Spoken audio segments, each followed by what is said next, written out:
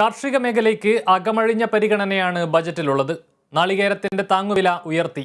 Rubber സബ്സിഡിക്കുള്ള വിഹിതം 600 കോടി രൂപയാക്കി വർദ്ധിപ്പിച്ചു.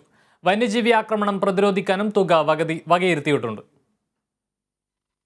കൃഷിക്ക് പ്രത്യേക പരിഗണന നൽകി 971.71 കോടി രൂപയാണ് ബജറ്റിൽ വകയിരുത്തിയത്. റബ്ബർ കർഷകർക്ക് ആശ്വാസ പ്രഖ്യാപനമായിരുന്നു ധനമന്ത്രി KN ബാലഗോപാലിന്റെ ബജറ്റിലുണ്ടായിരുന്നത്. റബ്ബർ സബ്സിഡിക്കുള്ള ബജറ്റ് വിഹിതം 600 കോടി രൂപയാക്കി ഉയർത്തി. സംസ്ഥാനത്തെ റബ്ബർ കർഷകർ പ്രതിസന്ധിയിലാണ്. രാജ്യത്തെ ഏറ്റവും വലിയ പ്ലാന്റേഷൻ മേഖലയിലെ റബ്ബർ കർഷകരെ സംരക്ഷിക്കാനാണിതെന്നും അദ്ദേഹം വ്യക്തമാക്കി. കാർഷിക മേഖലയ്ക്കാകെ 971.71 കോടി രൂപ വകയിരുത്തുന്നു. റബ്ബർ കർഷകരെ സഹായിക്കുന്നതിന്റെ ഭാഗമായി റബ്ബർ സബ്സിഡിക്കുള്ള ബജറ്റ് വിഹിതം 600 കോടിയായി വർദ്ധിപ്പിക്കുന്നു. നെൽകൃഷി വികസനത്തിന് നീക്കിവെക്കുന്ന തുക ഈ വർഷത്തെ 76 കോടിയിൽ നിന്ന് 95.10 കോടിയായി ഉയർത്തുകയാണ്.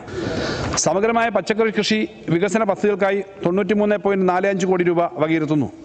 നാളികേര വികസന പദ്ധതികൾക്കായി 68.95 കോടി രൂപ വകയിരുത്തുന്നു.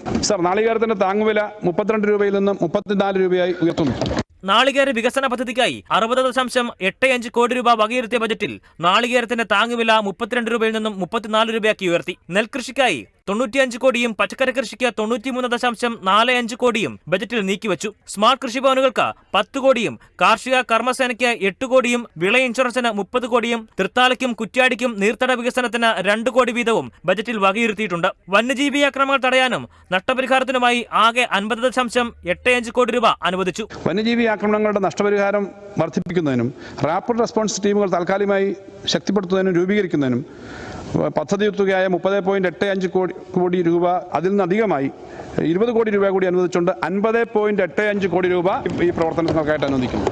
വനം വന്യജീവി മേഖലയിലെ വിവിധ പദ്ധതികൾക്കായി നബാർഡ് വായ്പയുൾപ്പെടെ 241.66 കോടി രൂപയാണ് വകയിരുത്തിയത്. വനസംരക്ഷണ പദ്ധതിക്കായി 25 കോടിയും ഇക്കോ ടൂറിസം പദ്ധതിക്ക് 7 കോടി രൂപയും സംസ്ഥാനത്തെ 16 വന്യജീവി കേന്ദ്രങ്ങളുടെ സംരക്ഷണത്തിന് 4.76 കോടി രൂപയും ബജറ്റിൽ അനുവദിച്ചു.